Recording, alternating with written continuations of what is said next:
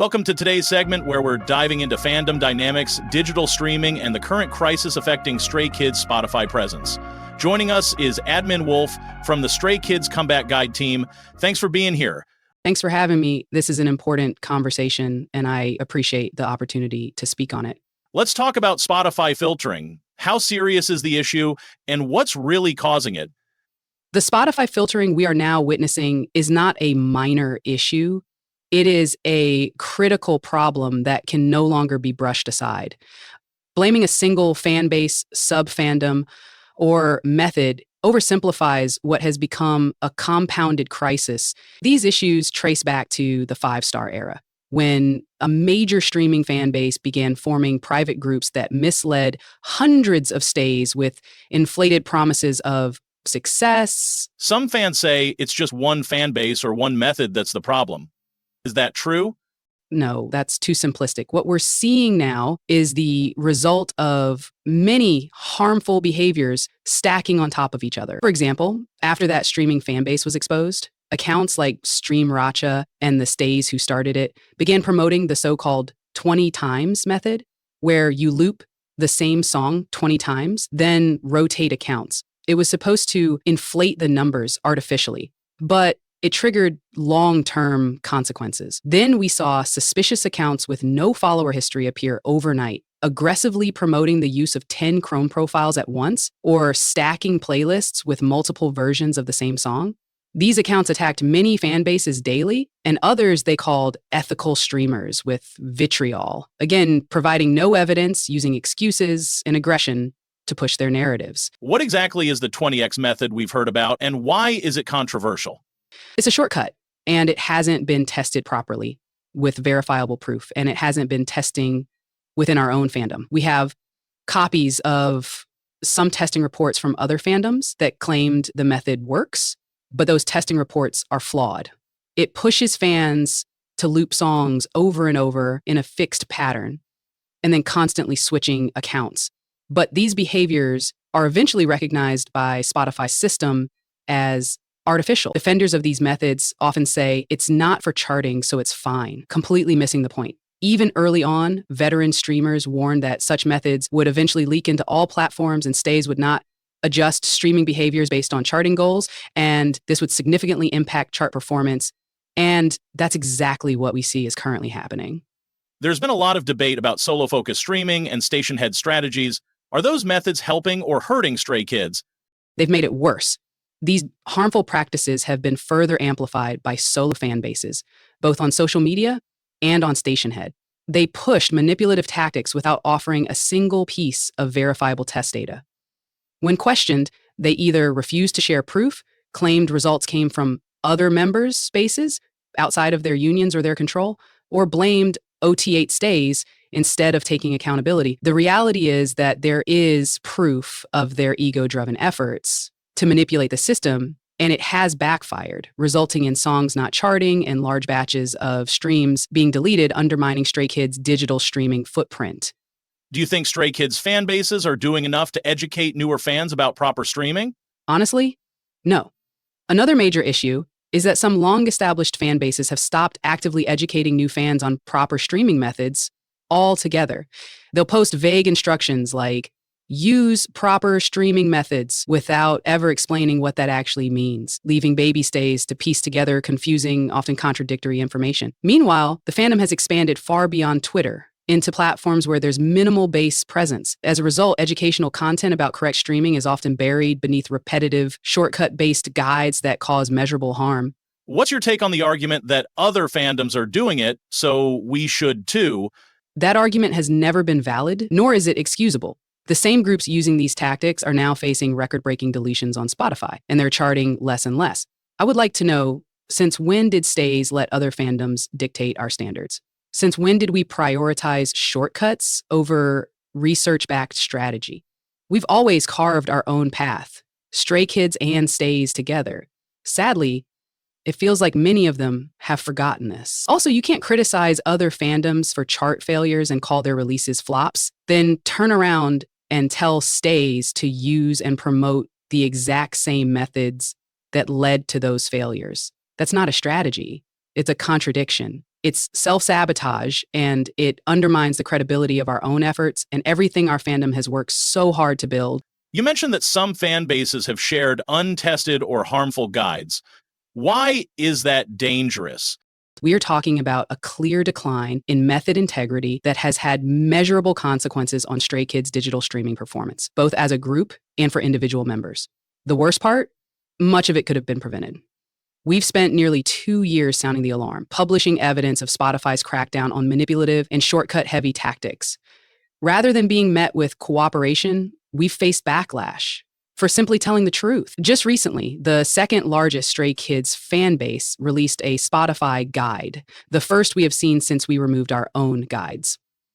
Unfortunately, the guide included unverified, untested methods. There was no transparency, no accountability, and no unity. And while that base may have taken the post down after being called out, the damage was already done. The graphic had already spread to other platforms where fan bases have no reach to correct the misinformation.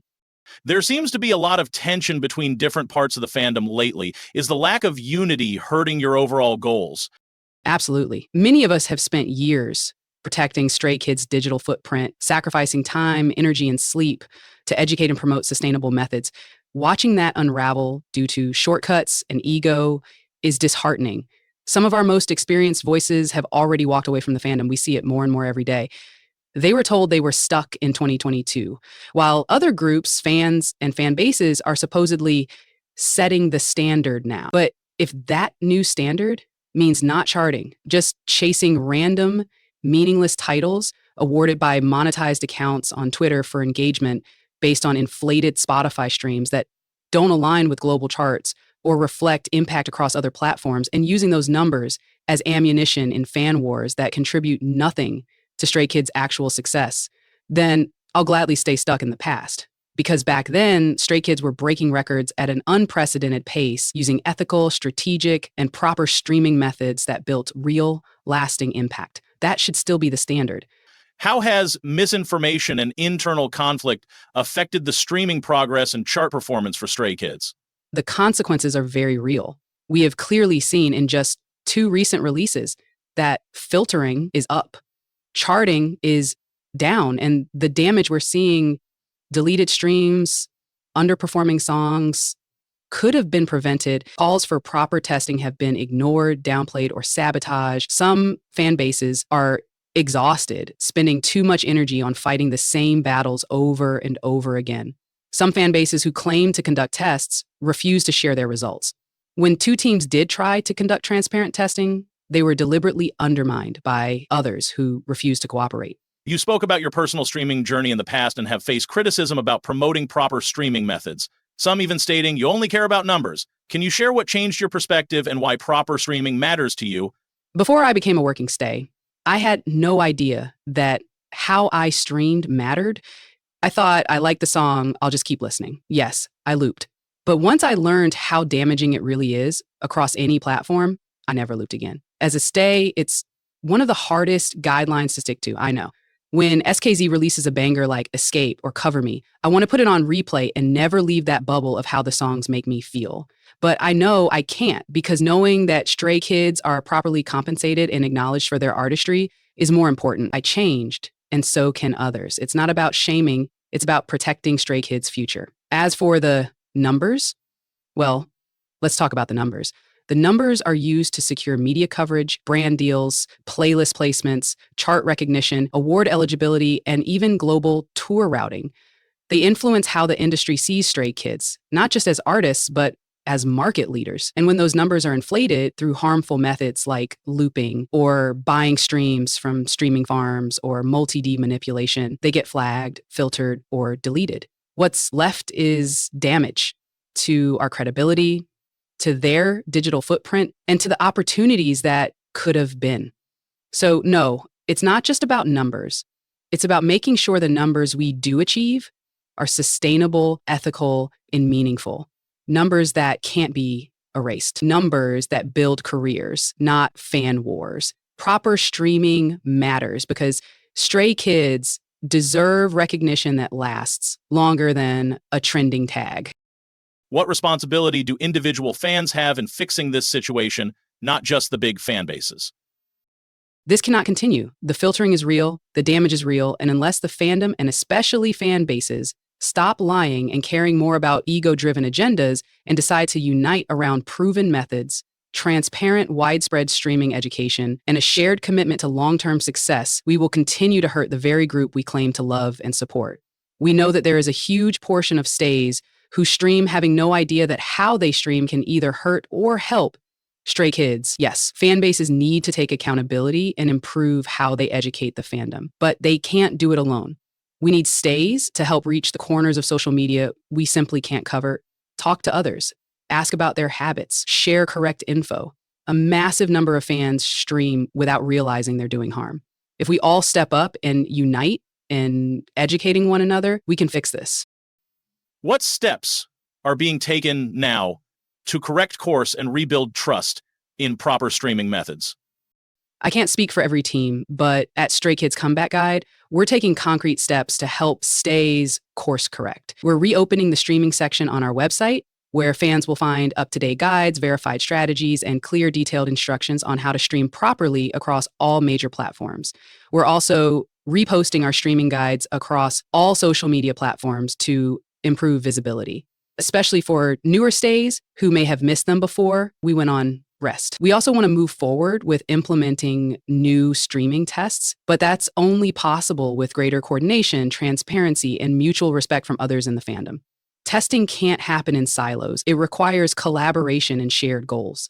Beyond that, we're actively encouraging stays to ask questions, challenge misinformation, and help educate others, whether in group chats, comment sections, or any other corner of the fandom.